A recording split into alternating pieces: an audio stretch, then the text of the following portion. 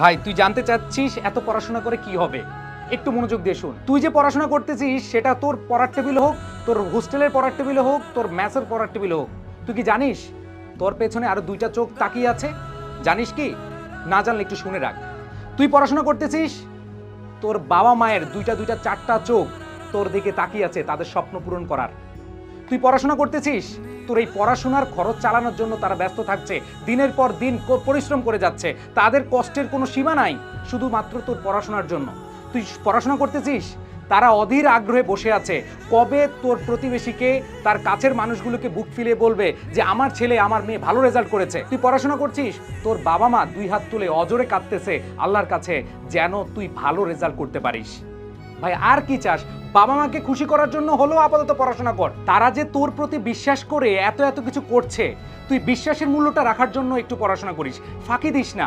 বাবা মা এত কষ্ট করে তোদের খরচ চালাচ্ছে আর তুই মোবাইলে ফ্রেন্ডদের সাথে নির্দ্বিধায় তুই চ্যাটিং প্যাটিং করে সময় নষ্ট করতেছিস, তুই আড্ডা দিতেছিস, এখানে যাচ্ছিস ওইখানে যাচ্ছিস, ঘুরে বেড়াচ্ছিস। ভাই এখন না বুঝলে পরে কিন্তু ঠিকই বুঝবি। সো সময় থাকতে একটু বোঝার চেষ্টা করিস। এই যে এরকম কোনো প্রশ্ন করবি না ভাই পড়াশোনা করে কি হবে, প্লিজ। কি হবে সেটার বিষয় না, এখন থেকে পড়াশোনাটা কর। তাদের জন্য একটু ভাব, এই চারটা চোখ দুইটা মুখ, তাদের মুখে হাসি ফোটানোর জন্য হলো পরিশ্রম করে যাব।